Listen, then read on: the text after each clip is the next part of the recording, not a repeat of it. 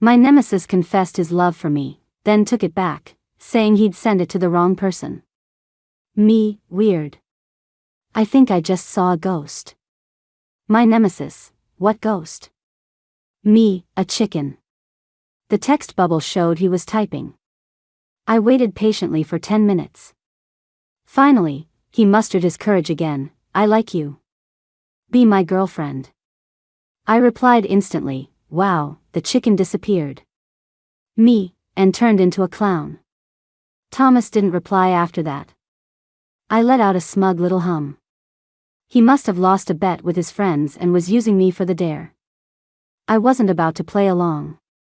A pig could confess its love for me before Thomas would. We'd been rivals since high school. Back then, all the other guys were getting into relationships, but not him. He was too busy competing with me over grades. If I was number 1 this month, he'd be number 1 the next. The guy was more persistent than a ghost. I thought I'd finally be free of him in college. But on orientation day, he casually walked up and took the massive suitcase from my hands. Here, let me get that for you. Meeting my stunned gaze, Thomas broke into a wide grin. Guess we'll be seeing a lot of each other for the next 4 years, Anna. A challenge. That was definitely a challenge. College life didn't have the fireworks I was expecting. Mainly because there was nothing left to fight over. Scholarships? We both got them. Competitions? We could both enter. Even our clubs, which were totally different, somehow ended up having mixers together all the time. After 3 years, our relationship had actually mellowed out quite a bit. We were at the point where if neither of us had plans, we could actually hang out and watch the fountain show on campus. But our dynamic was like the Yankees and the Red Sox. Would the Yankees ever confess their undying love to the Red Sox? Absolutely not. Figuring enough time had passed, I sent Thomas a few more messages just to mess with him. He didn't answer. He must have lost the bet pretty badly. And now he was holding a grudge against me. Humph. So petty. The next day, I bought a boba and went to wait for Thomas outside his dorm. It took him forever to come down. I held the drink out to him, offering a truce. Here. Next time, be smarter and don't pick me for your dare. He shot me a look but didn't say anything, just took the boba and started drinking silently. I magnanimously gave him another out. Don't be mad. I'll buy you dinner, okay? He pretended to think it over for 3 seconds. Fine. I'll give you the chance. Our usual spot. I nodded. Our usual spot was a little diner just off campus. The food was good, the portions were huge, and it was cheap. We went there all the time to grab a bite. Seeing that Thomas was smiling again, I seized the opportunity to ask my real question. Do you know Leo from the athletic department? He sipped his boba. We've played basketball a few times. Not that well. Why? Good enough. Can you invite him to dinner? I want to ask him out. Crunch. The plastic cup imploded in Thomas's hand. He let out a strangled squawk, like one of those screaming rubber chickens. You want to ask him out? I handed him a napkin with a disgusted look, then took another one to wipe down the bench. Yeah. I haven't dated at all in college, and I don't want to graduate with regrets. I want to give it a try. Thomas seemed to be glitching, stammering for a solid minute. I looked at him, confused. Why was he so worked up? Was it because I had a romantic target and he didn't? Was he feeling the pressure? If so, I was going to have to judge him for it. Romance isn't a competition. He took a few deep breaths. What do you even see in him? I'd actually thought about this, so I answered smoothly, he's tall. I'm tall. I'm 6'1". I glanced at him. Who asked? And he's an athlete, so he's probably got great stamina. One of my roommates with a boyfriend had given us some advice. When picking a guy, stamina is very important. It affects your, happiness. I could hear Thomas grinding his back teeth. I won the 3,000-meter race at the Freshman Sports Festival. He's been bragging about that one win since freshman year. Fine, you're strong as an ox. Happy now? Why was he so obsessed with one-upping my future boyfriend? I rolled my eyes secretly and clutched my chest dramatically. And I've seen him play ball. He's got a great body. I bet he has abs. Thomas, addicted to the competition, immediately shot back, I have abs too. With that, he yanked up the hem of his shirt, shoving his stomach in my face. See for yourself. Look. A full six-pack. I stared at the unfamiliar torso in front of me, a little stunned. The guy was actually pretty built. He always looked so lean in his clothes, but underneath, he was clearly defined. As I stared, my finger moved on its own, poking the abs in front of me. They were soft to the touch, but you could feel the firmness underneath. So springy. No wonder everyone loves abs. They feel amazing. A wicked thought took over, and I forgot I was with Thomas. I just started running my hands up and down his stomach.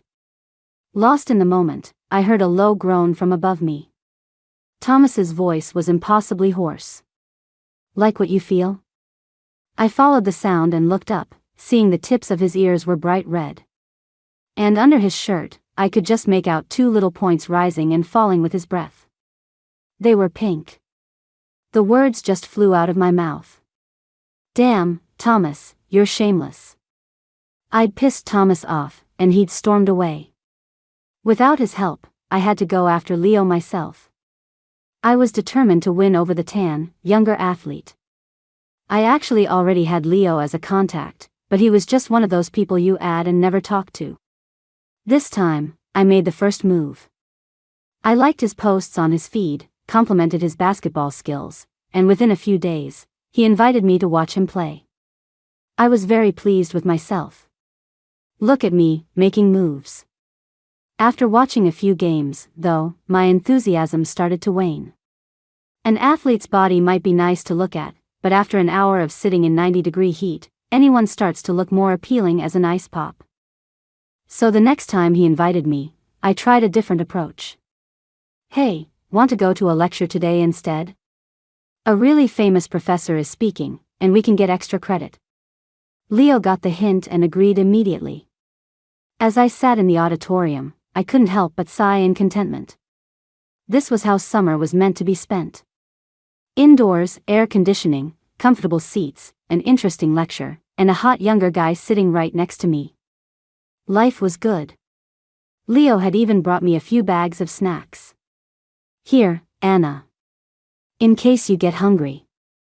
I smiled my thanks. I didn't have the heart to tell him that eating snacks during a lecture is rude.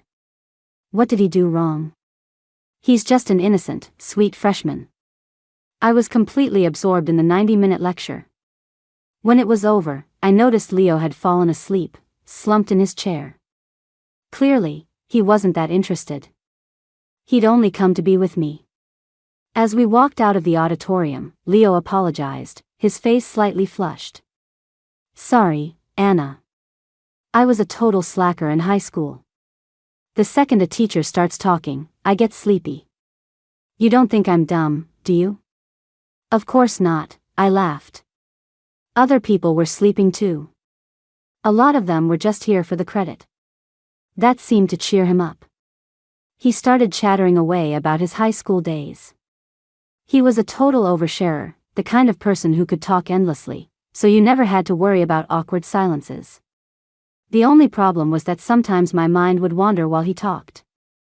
Luckily, he never noticed. After walking for a bit, we passed a boba shop, and he went in to buy me an ice cream. I stood outside waiting for him. Didn't someone once say they would never fall for an idiot? Thomas had appeared out of nowhere, his voice dripping with sarcasm. Did I? Did I really say that? Thinking back, I probably did, back in high school. Someone had asked me which celebrity I had a crush on, and I'd scoffed. Their SAT scores are probably under 1,000. No matter how good-looking they are, they're still empty-headed. I'd never like an idiot like that. I let out a long sigh. I admit, I used to be a real snob. It wasn't until I grew up that I realized being smart isn't everything. Being strong is what really matters. Just like Leo. Even if he said something dumb, the moment I saw his tall frame and hard muscles, I forgot everything. All I could think about was how amazing it would be to get a Princess Carrie from him. I couldn't hang out with Leo every day. The university's 50th anniversary celebration was coming up, and my professor asked me to co-host the event. I wanted to say no. I'd been roped into hosting a big event my sophomore year, and I'd spent the entire week running around like a headless chicken, so stressed I could barely sleep. But then the professor said, "A lot of distinguished alumni are coming back this year. The advisor you want for your master's, Dr. Fuller, will be there too." My heart skipped a beat. Hesitantly, I asked, "Are you saying?" The professor smiled. "Dr. Fuller was my junior in grad school. He'll definitely be stopping by to see me. I'll introduce you." My heart started pounding. This was a rare opportunity. With an introduction from my professor, my chances of getting into Dr. Fuller's master's program would be way higher. I gritted my teeth.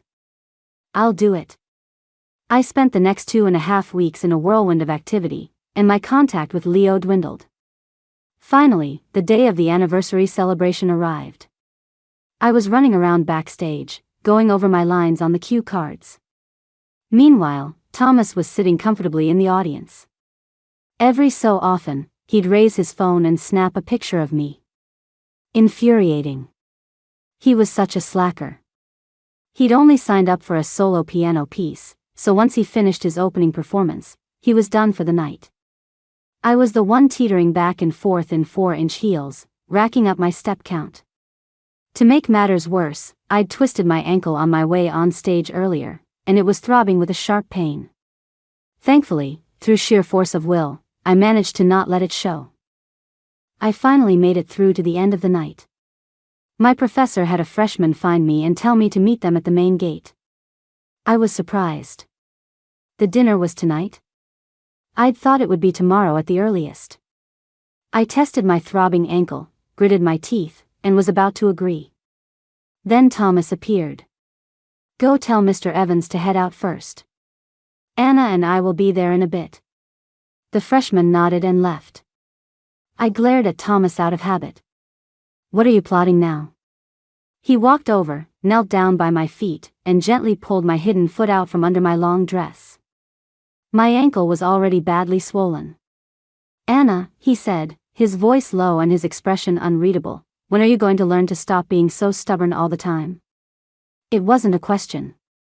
So I didn't answer. I just watched as he knelt there, slipped off my high heel, then took off his own jacket and folded it under my foot. After doing all that, he stood up and started to walk away. "Don't move," he said. "I'm going to get you some medicine." I watched his back as he left. For the first time, I realized he was actually kind of handsome. No wonder the freshman girls secretly called him their campus crush. Just as my mind started to wander, Leo's voice cut through my thoughts. "Anna, are you hurt?" Leo rushed to my side, his face instantly filled with alarm the moment he saw my ankle. "How did it get so swollen?" He reached out, lifted my foot, and gently rotated it, asking if this angle or that angle hurt. I answered honestly. Leo let out a breath of relief. "It doesn't look like a bone injury. Just need some ointment and a good rub. It should be fine in a few days." His hands were a healthy, tan color, and very large. My foot was very pale, and the color contrast as he held it was striking. A little sensual, even. I tried to pull my foot back slightly and teased him, "Thanks, Leo. Think you can let go of my foot now?" Leo's face turned bright red, and he started to stammer. "Oh, right." He stood up, secretly rubbing his palms together. After a few seconds of silence, he suddenly bent down and swept me up into his arms. "Anna, let me take you back to your dorm to rest." The Princess Carrie I'd been dreaming of had happened so suddenly that my mind went blank for a second. I instinctively wrapped my arms around his neck. Once I recovered, I thought. Good thing I'm not afraid of heights. Being suspended 6 feet in the air is actually kind of terrifying. Leo started walking, and I quickly stopped him. No, not my dorm. I have somewhere to be. Leo showed a more assertive side. Your foot is in that condition. What could possibly be more important? I patted his shoulder and was about to explain when Thomas's icy voice came from the doorway. What do you two think you're doing? Anna's hurt. I was about to take her back to rest, Leo said. Thomas walked over, placed a bag of medicine on the table, and said coolly, she has plans. I quickly chimed in. Yes, I really do have plans. You can put me down now, Leo. Leo didn't move, still holding me as he tilted his head to look at me. But, Anna, you're hurt. You need to rest. This was the closest we'd ever been, so close I could see the color of his irises and my own reflection in them. Leo looked at me with intense focus. Like a puppy worried about its owner. I felt my heart start to race. Then Thomas spoke again, shattering the mood. Hey, freshman, playing the domineering CEO doesn't make you a good guy. Anything you do against a woman's will is called coercion. Besides, Anna and I are very busy. We have a lot on our plates. It's normal for a freshman like you not to understand. Ugh. Listen to him.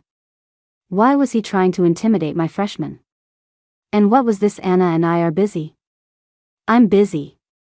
I'm me, and he's him. We have absolutely nothing to do with each other. I shot Thomas a subtle glare and turned to Leo with a smile. I really do have something tonight. And besides, you said it was a minor injury. I'll be careful not to make it worse. Please put me down, okay? Okay, Leo said, finally agreeing after a moment's hesitation. He bent down, about to place me back on the chair. But Thomas stepped forward, took me from his arms, and held me in his own. Then he started trying to get rid of Leo. I'll take care of Anna. Don't you worry about it. You can go now. Leo gave me one last, reluctant look before turning to leave. Thomas held me and watched him go. He didn't move until Leo was completely out of sight. What was he doing? I had to remind him. You can put me down now. But instead, he gave me a mischievous little bounce. Startled, I grabbed onto his neck. I was about to yell at him when he beat me to it. So, whose arms are more comfortable? Mine or his? Is he nuts? I cursed at Thomas the entire time he was rubbing medicine on my ankle. Did you buy fake medicine? Why does it hurt so much? You're secretly getting revenge on me, aren't you? You're such a vindictive jerk. Are you really still hung up on me calling you a clown one time? Beads of sweat formed on his forehead. I read the instructions. It says you have to rub it in so the medicine absorbs. That's how it gets better faster. He gently massaged my ointment-covered ankle, his voice soft and soothing. It'll be better in a minute. Don't fuss. Be good. I froze, feeling like someone had a hand around my throat. Be good? Good my ass. Who does he think he is, some gentle prince? Why wasn't he fighting back? Shouldn't we be trading barbs, going 300 rounds? The way he was acting now made it seem like I was the one throwing a tantrum. That cunning Thomas. He's so good at making himself look good by making me look bad. When he finally finished, I was about to put on my shoes, but Thomas turned and crouched in front of me. What are you doing? Giving you a piggyback ride. You didn't think you could walk on that ankle, did you? I don't know what possessed me, but on a whim, I asked. Can't you just give me a Princess Carrie? Thomas's body tensed. After a moment, he answered hesitantly. It's a walk across the entire campus and 3 streets to get to the restaurant. If you don't think that's embarrassing. I practically leaped onto his back. Shut up and let's go. I thought my bad luck for the day was over. But bad luck follows Murphy's Law, it always comes in clusters. The moment I saw the restaurant sign, I had a bad feeling. When we walked into the private room, my world went dark. Damn it. Why did it have to be an all-fish banquet? I fought back a wave of nausea and greeted my professor and Dr. Fuller. The distinguished professor nodded at me with a kindly expression. When he saw Thomas, his smile became even more genuine. "Thomas, how's your mother been?" "The last time I saw my dear junior was over a year ago." Thomas gave a slight nod, his attitude respectful. "She's doing well, Mom. She was just saying the other day that she misses you." I was surprised for a moment. I'd heard Thomas's mom was a scientist who had won numerous international awards for her biotech lab, but I never imagined she was Dr. Fuller's former classmate. He really did inherit all of his mother's best genes. Dr. Fuller picked up his chopsticks and beckoned to us warmly. "Go on, try it. The fish banquet here is excellent. Your professor and I used to come here all the time when we were students. It's been around for decades." The faint fishy smell in the air magnified 1,000 times, drilling into my nostrils. My stomach, empty all day, began to cramp with hunger, but I had zero appetite. In fact, I felt a little sick. Thomas glanced at me, then spoke up. "Dr. Fuller, I'd like to add a few more dishes." My professor's expression shifted, his brow furrowing slightly. For a junior to make such a request after the food had already been ordered was not exactly polite. But Dr. Fuller just smiled, seemingly unbothered. "Oh. Nothing you like? Go ahead, order a few more things." Thomas raised his hand to call the waiter and ordered several more dishes. Sweet and sour pork, garlic baby bok choy, steamed egg with minced meat, and a pork rib and corn soup. I lit up. Finally, something I could eat. Thomas had finally done something decent. Then I paused. Everything he'd ordered was something I liked. Not a single one of his own favorites. Was it a coincidence? Once the waiter brought the new dishes, I didn't have time to think about it anymore. I could finally fill my starving stomach. The dinner was a great success. During the meal, Dr. Fuller asked me a few questions about my major, and I felt I answered them pretty well. His smile seemed to confirm he was satisfied. It looked like I had a real shot at getting into his program.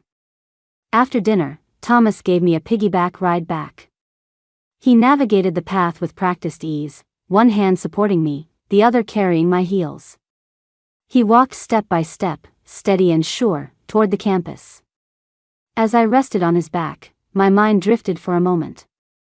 I wanted to ask him why he'd suddenly ordered more food, and why he'd chosen my favorites instead of his own. But the moonlight was perfect, and the breeze was gentle. Any sound would have felt like a disruption to the quiet beauty of the night. So I said nothing. Back in my dorm, I hopped tenaciously to the bathroom to wash up. Then I collapsed onto my bed. Exhausted. I felt like I'd been through a war.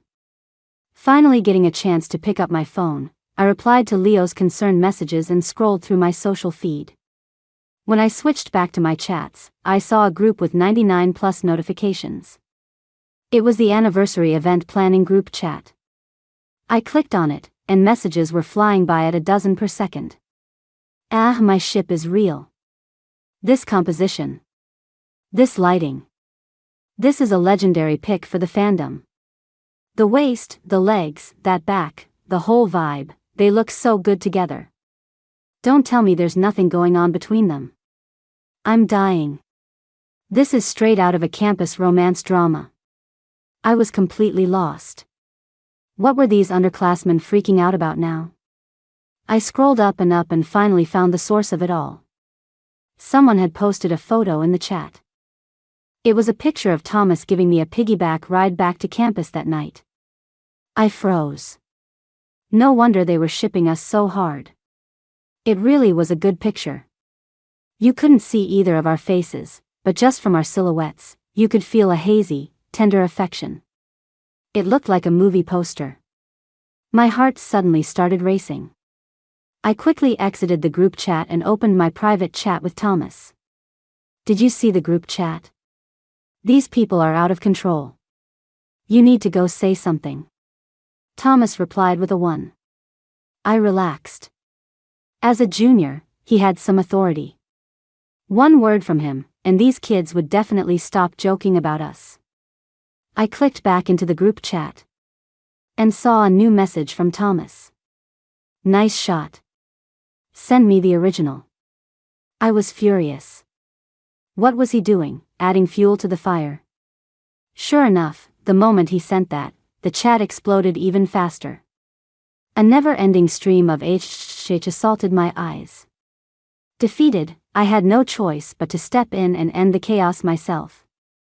My cheeks were hot, my heart was pounding, and I instinctively tried to throw Thomas under the bus. What vibe? It looks more like an ogre carrying his wife. He should be careful I don't crush him. The next second, I realized my mistake and frantically hit unsend. But it was too late. Ah, wife. Pass it on, Anna just called herself Thomas's wife. Is our girl getting protective? One of the bolder ones even tagged Thomas directly. Thomas, your wife is implying she's heavy. What do you think? Is she heavy? Will she crush you? Was it hard carrying her? Thomas replied. Not heavy. Not hard at all. I left the group. The next day, my ankle was a huge, ugly bruise. It looked terrifying. Leo said he was really good with sprains and offered to massage it for me to help it heal faster. I gladly accepted. We met at the small pavilion by the lake. Leo took my foot in his hands and examined it carefully, then sighed in relief. It's not too bad. A week or so and you'll be good as new. I looked at his earnest expression and thought it was cute. I took out the medicine Thomas had bought me yesterday and handed it to him with a smile. Well then, I'll leave it in your capable hands. Before I could finish, he pulled a small, unlabeled bottle of ointment from his own pocket. This is our coach's secret recipe. It works wonders. I had to beg him for it. He showed it off proudly, but his expression froze when he saw the imported brand I was holding. He quickly tried to hide his homemade ointment behind his back. His voice dropped. That bottle you have is pretty expensive, Anna. It's probably better than mine. He looked so pitiful, like a puppy caught in the rain. My heart softened. I smiled and said, no way. I think yours is better. The price doesn't matter. It's about what works best. Your ointment, combined with your massage technique, is definitely the better combination. It'll work much better. Leo's eyes immediately lit up again, and he nodded vigorously. Don't worry, Anna. I'm a total pro. I guarantee you'll be back to normal in a week. Under the pretext of massaging my ankle, Leo and I started meeting almost every day. His technique really was good. After just a few days, I could walk without any pain. So after the massages, we'd grab lunch together. One day, as we were leaving the cafeteria, he stopped me and spoke nervously. Anna, do you want to go for a walk tonight? I paused. He'd used my name, not Anna, the upperclassman. My heart skipped a beat, and I gave a small nod. That evening, Leo and I walked along a quiet, tree-lined path. His hand kept brushing against mine. After a few times, his warm, slightly damp hand closed around mine. My first instinct was to pull away. But I stopped myself. What was I running from? Isn't this what I wanted? To have a romance with a tan, younger athlete and have no regrets before graduating. But why did my heart feel so calm? And why was there this faint sense of resistance? My mind went blank, my soul checked out. Only my body remained, letting itself be led by Leo. I didn't notice the girl charging toward us until a slap landed, hard and without warning, across my face. Slap. A sharp crack echoed in the night. The stinging pain on my cheek brought me back to my senses. I looked at the beautiful, unfamiliar girl in front of me, certain I'd never seen her before. She was glaring at me, her face contorted with rage. You shameless bitch. Seducing my boyfriend. I was stunned. Leo frantically grabbed the girl's arm. Jenna, what are you doing? We already broke up. Stop talking nonsense. The girl turned to him, tears welling up in her eyes, her voice cracking. I never agreed. I never agreed to break up.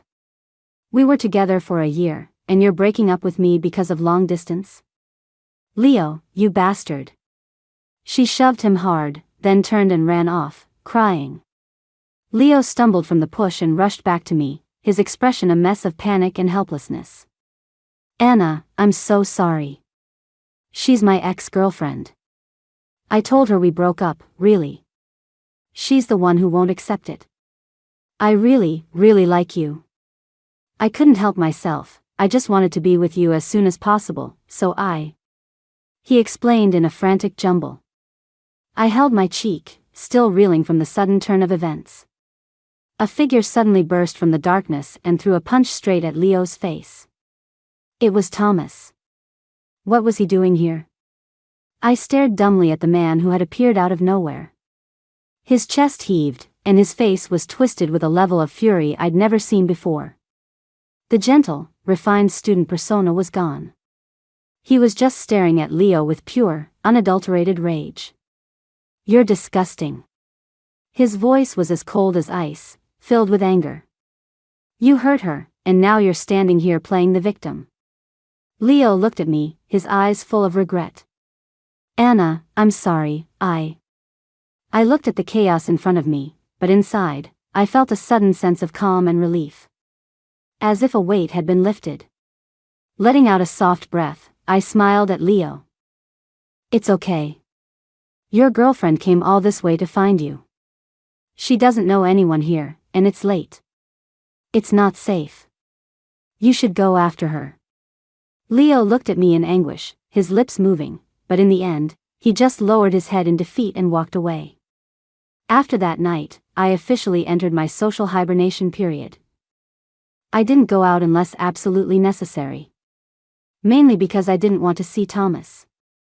To think I had so confidently declared to him that I was going to have this epic romance with the freshman, only to nearly become the other woman and get slapped in the process. I had never been so humiliated in my life. My roommate, who had seen me getting close with the tan athlete only to become a hermit in my dorm, patted my shoulder with the air of a seasoned veteran. Hey, it's just a guy. There are plenty more out there. If this one doesn't work out, we'll find another. They just started the campus hot list voting again. Go see if you can find anyone you like. I clicked the link she sent me. Thomas's face immediately jumped out at me. He was number 1 on the list again. This was his 3rd year in a row, and he always won by a landslide. Looking at his handsome, refined face, my traitorous heart skipped a beat. I quickly closed the page and grabbed a pillow in frustration. Nope, not looking. Men are all jerks. They're just distracting me from my goals. I started mindlessly watching a reality show when my roommate suddenly yelled, "Holy crap!" and shot up from her chair. Anna, go look at the girls' list. Someone's trying to mess with you. My stomach dropped. I hadn't even entered. How could I be involved? Did someone submit a photo of me? I clicked the link and scrolled down a bit, and there I was. Among all the beautiful girls, my photo was laughably absurd. I was wearing an ugly, oversized rubber apron, my ponytail coming loose and messy, with no regard for my appearance. I was holding a fish that was about to slip from my grasp, its tail slapping me in the mouth. I looked like a clown being bullied by a fish. My face was contorted and pathetic. The comments section was a sea of disbelief. Is this Anna? The high and mighty Anna? She always looks so polished. Turns out it's all an act. I don't get what she's so arrogant about. If I buy a fish from her, will she go on a date with me? If not, what about 10 fish? The malicious comments instantly dragged me back to my freshman year of high school. The disgusted looks from my classmates, the way they avoided me, the endless whispers. I only sold fish because I had to. That year, my mom ran off with another man. My dad remarried, and his new wife was pregnant with a son. Even though I had gotten into the best high school, my parents abandoned me. I couldn't reach my mom, and my dad said he needed to save money for his son and refused to pay my tuition. I had to find work myself. But no one would hire a minor. After asking everywhere, a fish stall owner finally took pity on me and gave me a job. Every day, I woke up before dawn, went with him to set up the stall, worked for 3 hours, and then rushed back to school for my first class. I'd skip my last class to go back and help during the evening rush. Over time, the pungent, fishy smell became impossible to wash off. My classmates all avoided me. No one would talk to me. I was completely isolated. It was an incredibly difficult time. I only made it through because one day, a kind person donated a scholarship to help me. I took a deep breath, forcing myself to calm down. It was all in the past anyway. I opened the comments section and replied under my real name. Thanks for all the attention, everyone. It's true, I did work that part-time job for a while. And I didn't just sell fish, I also occasionally sold underwear on the street. $5 a pair, pure cotton, super breathable. No returns, no exchanges. Bulk discounts available. I even attached a picture of a street stall covered in colorful underwear.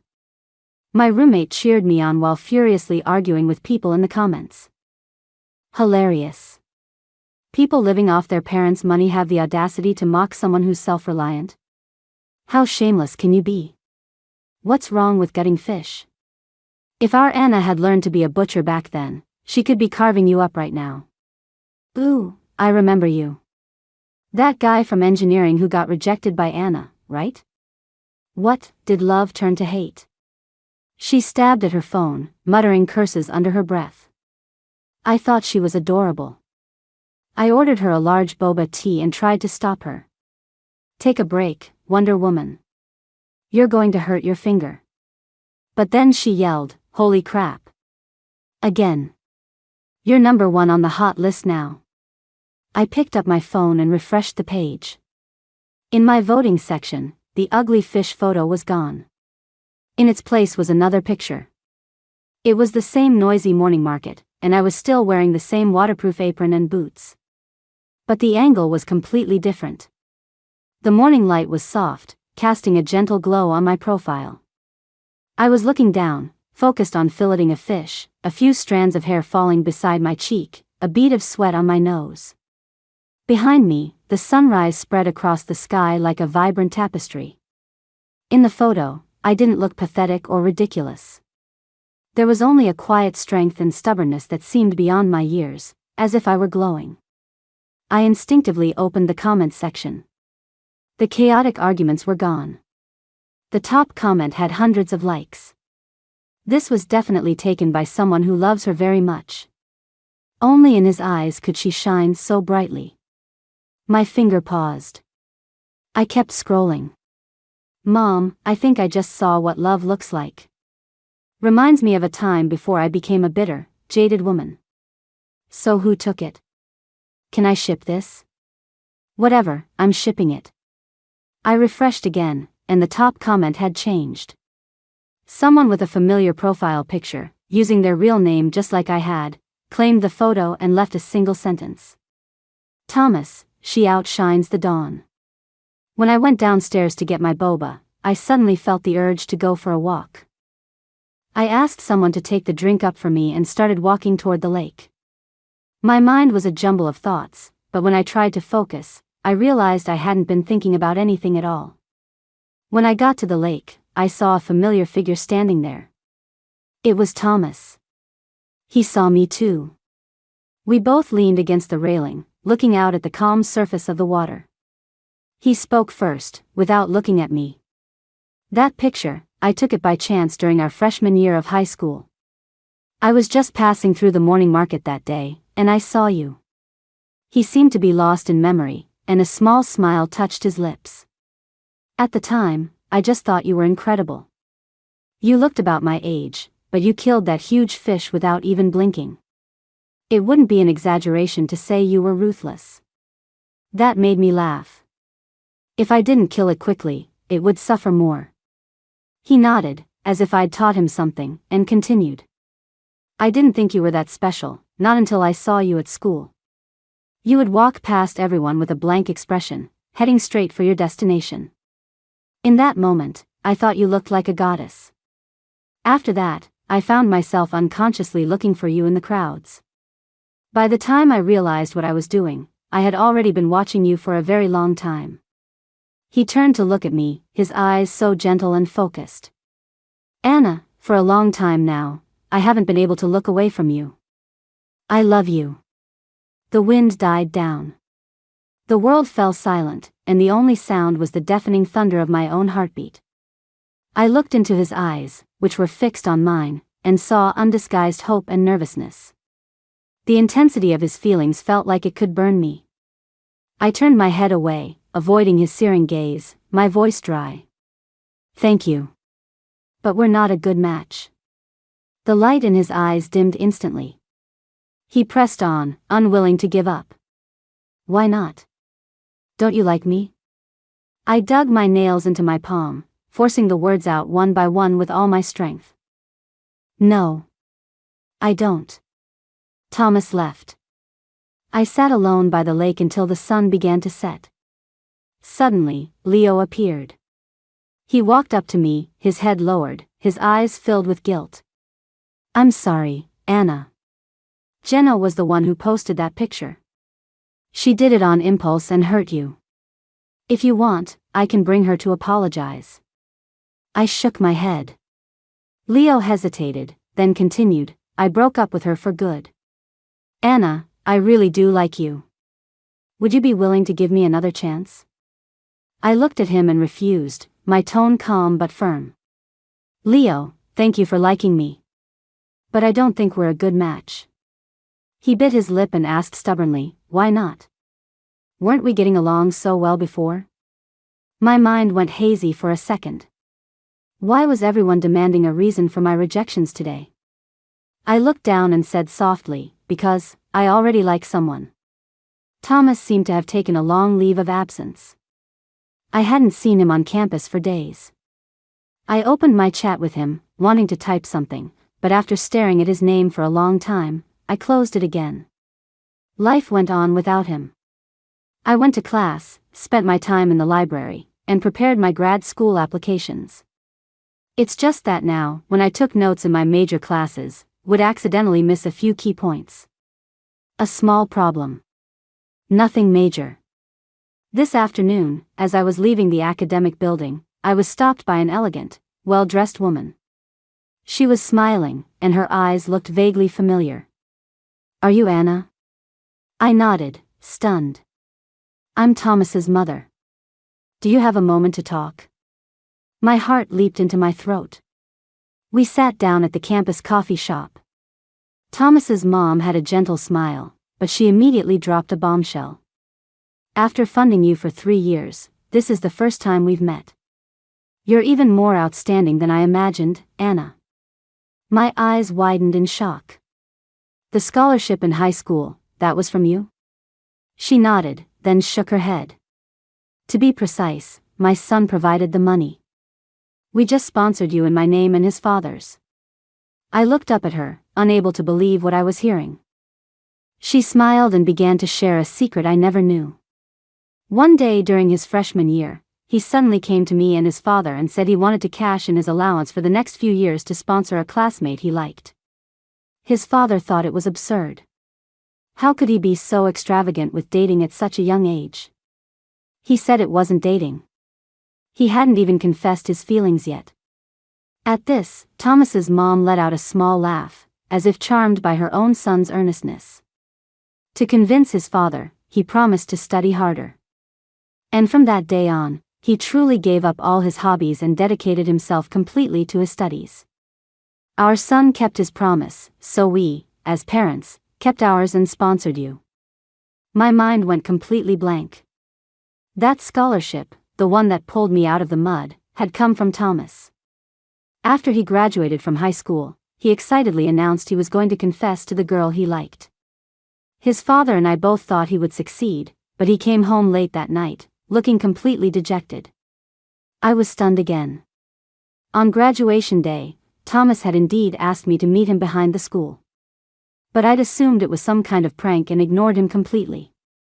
Thomas's mother looked at me, her gaze gentle but filled with an all-knowing power. His mood at home lately has been even worse than that night. I suspect his confession failed again. Anna, may I ask why you're unwilling to accept him? From what I understand, your relationship has become much closer, and my son is, by all accounts, an excellent young man.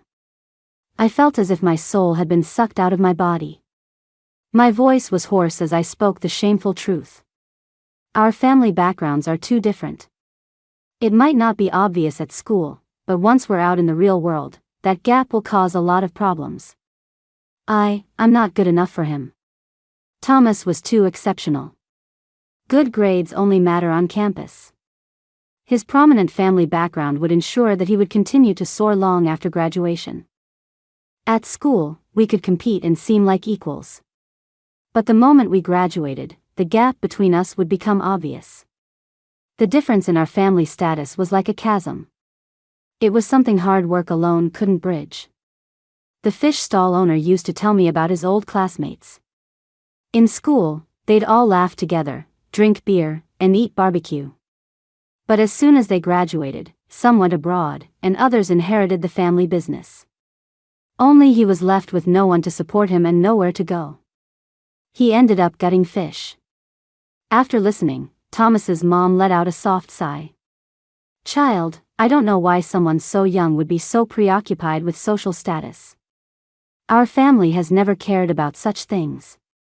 His father and I only want him to be happy and to find someone he truly loves, who truly loves him back. My eyes started to burn. I blinked hard, forcing the tears back.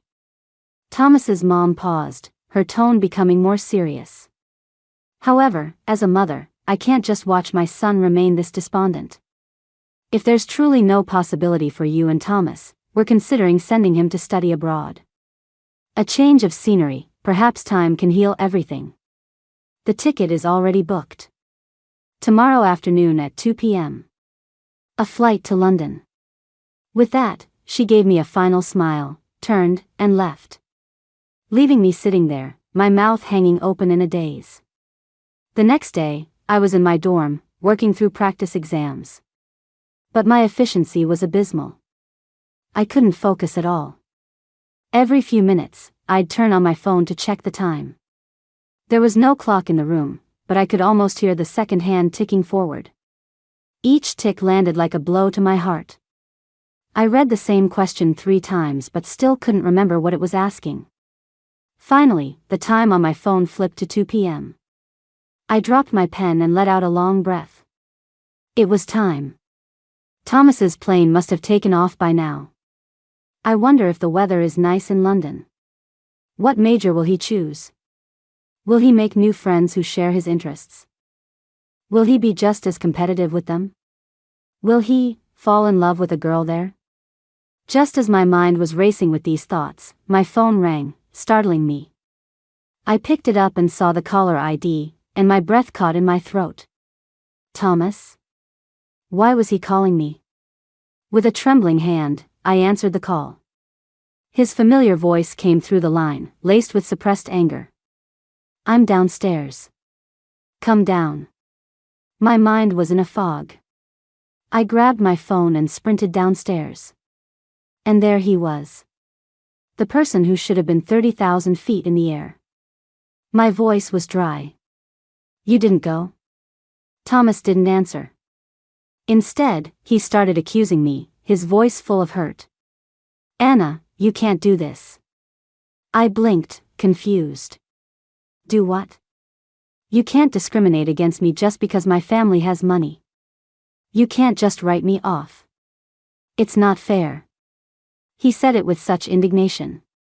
I like you, and it has nothing to do with whether your family has money or not. So you shouldn't care whether my family has money or not. You should only care about whether you like me. My head was spinning with all his talk of money and liking and not liking. He stared into my eyes, his voice filled with a desperate, all-in plea. Anna, there is no one else in this world who will ever love you more than I do. So, please, will you love me back? Will you be with me? Looking at his determined face, I couldn't help but cry. Tears welled up and spilled from my eyes without warning. The fourth time. This was Thomas's fourth confession. I had rejected him again and again, but he kept coming back to me. What reason did I have to keep spurning someone who was offering me his whole heart? I stepped forward and buried myself in his arms. My voice was muffled as I replied. Okay. He reacted instantly, pulling me into a tight embrace, burying his face in my neck, his voice trembling. Thank God, Anna. Thank God. The insecurity from my youth was like a sudden downpour. Even after the rain stopped, the dampness remained, letting mold grow in my heart and holding me back. But thankfully, someone kept breaking in. Over and over, he told me, come on, let's go out into the sun. And so, I finally found the courage to walk out of that perpetually damp, moldy place. What's it like dating Thomas? Well, for one thing, the guy went from being secretly intense to shamelessly showing it off. The night we got together, my phone started blowing up. It was that anniversary event chat group I had left. Thomas had added me back. The group, which had been quiet for ages, was suddenly active again. My new boyfriend had sent 10 huge red envelope cash gifts in the chat and tagged me to make it official. Thanks, everyone. We're together. The chat immediately flooded with HHH and congrats.